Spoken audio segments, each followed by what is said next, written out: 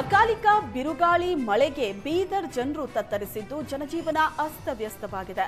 ಮನೆ ಮೇಲ್ಚಾವಣಿ ಹಾರಿ ಹೋದ ಮನೆಗಳಿಗೆ ಶಾಸಕ ಶೈಲೇಂದ್ರ ಬೆಲ್ದಾಳೆ ಭೇಟಿ ನೀಡಿ ಪರಿಶೀಲಿಸಿದ್ರು. ಡಿಸಿಗೆ ಕರೆ ಮಾಡಿ ಪರಿಹಾರ ಒದಗಿಸುವಂತೆ ಸೂಚನೆ ನೀಡಿದ್ರು. ಜಿಲ್ಲೆಗೆ 50 ಕೋಟಿ ವಿಶೇಷ ಪರಿಹಾರ ಘೋಷಿಸಬೇಕು ಅಂತ ಶಾಸಕರು ಆಗ್ರಹಿಸಿದ್ರು. ಈ ವೇಳೆ ಕಾಂಗ್ರೆಸ್ ಸರ್ಕಾರದ ವಿರುದ್ಧ ಶಾಸಕ ಶೈಲೇಂದ್ರ ಬೆಲ್ದಾಳೆ ಕಿಡಿಕಾರಿದ್ದಾರೆ. ಸರ್ಕಾರದ ಸಚಿವರು 3 ವರ್ಷದ ಸಾಧನೆ ಪ್ರಚಾರದಲ್ಲೇ ಬ್ಯುಸಿಯಾಗಿದ್ದಾರೆ. ಮಳೆಯಿಂದ ಜನರು ಪಡ್ತಾ ಇರೋ ಸಂಕಷ್ಟವನ್ನ ನೋಡ್ತಾ ಇಲ್ಲ. ಯಡಿಯೂರಪ್ಪ ಕಾಲದಲ್ಲಿ ಮನೆ ಹಾನಿಗೆ 5 ಲಕ್ಷ ರೂಪಾಯಿ ಪರಿಹಾರ ಸಿಕ್ತಿತ್ತು. ಈಗ ಕಾಂಗ್ರೆಸ್ ಸರ್ಕಾರ ಕೇವಲ 75,000 ರೂಪಾಯಿ ನೀಡುತ್ತಿದೆ ಅಂತ ಕಿಡಿಕಾರಿದ್ರು.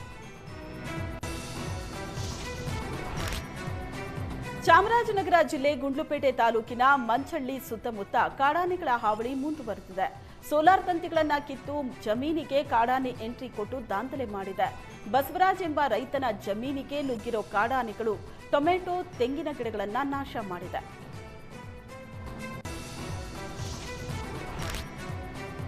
ಇತ್ತೀಚೆಗೆ ಸುರಿದ ಮಳೆ ಹಾಗೂ ಭೀಕರ ಗಾಳಿ ಹಿನ್ನೆಲೆ 30ಕ್ಕೂ ಅಧಿಕ ವಿದ್ಯುತ್ ಕಂಬ ಧರೆಗುರುಳಿದೆ. ಬಾಗಲಕೋಟೆಯ ಹಲಗುರ್ಕಿ ಗ್ರಾಮದಲ್ಲಿ ಈ ಘಟನೆ ನಡೆದಿದೆ. ಒಂದು ಟ್ರಾನ್ಸ್ಫಾರ್ಮರ್ ಹೊತ್ತ ವಿದ್ಯುತ್ ಕಂಬ ಕೂಡ ನೆಲ ಕಚ್ಚಿದೆ. ವಿದ್ಯುತ್ ಕಂಬ ಬಿದ್ದ ಹಿನ್ನೆಲೆ ಬೋರ್ವೆಲ್ಗಳಿಗೆ ವಿದ್ಯುತ್ ಸಂಪರ್ಕ ಕಡಿತಗೊಂಡಿದೆ. ಘಟನೆ ನಡೆದು 1 ವಾರ ಕಳೆದರೂ ಹೆಸ್ಕಾಂ ಅಧಿಕಾರಿಗಳು, ಸಿಬ್ಬಂದಿ ದುರಸ್ತಿ ಕಾರ್ಯ ಮಾಡಿಲ್ಲ. ಆದಷ್ಟು ಬೇಗ ದುರಸ್ತಿ ಮಾಡಬೇಕು, ಇಲ್ಲದೇ ಇದ್ರೆ ಉಗ್ರ ಪ್ರತಿಭಟನೆ ಮಾಡೋದಾಗಿ ಗ್ರಾಮದ ರೈತರು ಎಚ್ಚರಿಸಿದ್ದಾರೆ. ಬೆಂಗಳೂರು ಪೊಲೀಸರ ಗೋಲ್ಮಾಲ್ ಅನ್ನ ಸುವರ್ಣ ನ್ಯೂಸ್ ತನಿಖಾ ತಂಡ ಬಯಲಿಗೆಳೆದಿದೆ. ಎಚ್ಎಸ್ಆರ್ ಲೇಔಟ್ ಸೆಂಟ್ ಠಾಣೆ ಪೊಲೀಸರಿಂದ ವಂಚನೆ ನಡೆದಿದೆ. ಜನರಿಗೆ ಡಬಲ್ ಲಾಭ ಕೊಡೋದಾಗಿ ಹೇಳಿ ಸುಧಾ ಎಂಬ ಮಹಿಳೆ ವಂಚಿಸಿದ್ಲು. ಜನ ಕೊಟ್ಟ ಚಿನ್ನ ಅಡ ಇಟ್ಟು ದುಡ್ಡಿನ ಜೊತೆ ಎಸ್ಕೇಪ್ ಆಗಿದ್ದ ವಂಚಕಿ ಸುಧಾಳನ್ನ ಪೊಲೀಸರು ಠಾಣೆಗೆ ಕರೆತಂದಿದ್ರು. ಸುಧಾಳನ್ನ ಠಾಣೆಗೆ ಕರೆತಂದು ಡೀಲ್ ಇನ್ಸ್ಪೆಕ್ಟರ್ ಹರೀಶ್ ರೆಡ್ಡಿ ತನ್ನ ಸಂಬಂಧಿಕ ಪ್ರಕಾಶ್ ರೆಡ್ಡಿ ಮೂಲಕ ಪೊಲೀಸ್ ಠಾಣೆಯಲ್ಲೇ ಡೀಲ್ ಕುದುರಿಸಿದ್ದಾರೆ.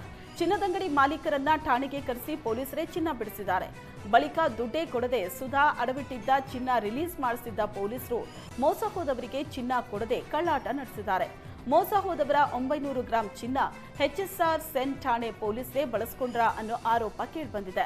ಸುಧಾಳಿಗೆ ಕೊಟ್ಟ ಚಿನ್ನ ನಮಗೆ ವಾಪಸ್ ಬಂದಿಲ್ಲ ಅಂತ ದೂರುದಾರರು ಹೇಳಿದ್ದಾರೆ. ಸುವರ್ಣ ನ್ಯೂಸ್ ವರದಿ ಬಗ್ಗೆ ಗೃಹ ಸಚಿವ ಪರಮೇಶ್ವರ್ ತನಿಖೆಗೆ ಆದೇಶ ನೀಡಿದ್ದಾರೆ. ಈ ಪ್ರಕರಣದ ಬಗ್ಗೆ ನಾನು ಪೊಲೀಸ್ ಆಯುಕ್ತರ ಬಳಿ ಮಾತಾಡಿದ್ದೀನಿ, ತನಿಖೆ ಮಾಡುವಂತೆ ಪೊಲೀಸ್ ಆಯುಕ್ತರಿಗೆ ಹೇಳಿದ್ದೀನಿ ಅಂತ ಹೇಳಿದ್ದಾರೆ. ಡಿಪಾರ್ಟ್ಮೆಂಟ್ ಅಲ್ಲಿ ಇಂಥ ಘಟನೆಗಳಾದಾಗ ತತ್ಕ್ಷಣ ಅವರಿಗೆ ಕ್ರಮ ತಗೊಳ್ತಾರೆ. ಅದೇನಾದರೂ ಮೇಲ್ನೋಟಕ್ಕೆ ಕಂಡು ಬಂದರೆ ಇಮಿಡಿಯೇಟಾಗಿ ಸಸ್ಪೆಂಡ್ ಮಾಡಿ ಆಮೇಲೆ ಡಿಪಾರ್ಟ್ಮೆಂಟಲ್ಲಿ ಎನ್ಕ್ವೈರಿ ಆಗುತ್ತೆ. ಪ್ರೂವ್ ಆದಾಗ ಅದಕ್ಕೇನು ಕ್ರಮ ತಗೊಳ್ಬೇಕು, ನಮ್ಮಲ್ಲಿ ಆ ಕಮಿಟಿ ಇದೆ, ಅವರು ರೆಕಮೆಂಡ್ ಮಾಡ್ತಾರೆ. ಇಂಥ ಪನಿಷ್ಮೆಂಟ್ ಕೊಡಬೇಕು, ಇನ್ಕ್ರಿಮೆಂಟ್ ನಿಲ್ಲಿಸಬೇಕು ಅಥವಾ ಅವರಿಗೆ ಡಿಸ್ಮಿಸ್ ಮಾಡಬೇಕು, ಡಿಪೆಂಡಿಂಗ್ ಆನ್ ದಿ ಕೇಸಸ್ ಅದು ಮಾಡ್ತಾರೆ. ಈ ಪ್ರಕರಣದಲ್ಲಿ ಕೂಡ ನಾನು ಕಮಿಷನರ್ ಅವ್ರಿಗೆ ಹೇಳಿದ್ದೇನೆ ಈಗಾಗಲೇ. ತತ್ಕ್ಷಣ ಅವರಿಗೆ ಎನ್ಕ್ವೈರಿ ಮಾಡಿ ಏನು ವಸ್ತುಸ್ಥಿತಿ ಏನಿದೆ ಅದನ್ನು ತಿಳಿಸ್ಬೇಕು, ಒಂದು ರಿಪೋರ್ಟ್ ಕೊಡಿ ಅಂತ ಕೇಳಿದ್ದೇನೆ. ಮೀಟಿಂಗ್ ಮಾಡುವಾಗ ನಾವು ರಿಯಲ್ ಎಸ್ಟೇಟ್ನಲ್ಲಿ ನೀವು ಯಾರೂ ಇನ್ವಾಲ್ವ್ ಆಗಕೂಡ್ದು ಅಂತ ಎಲ್ಲ ಹೇಳ್ತಾ ಇರ್ತೀವಿ.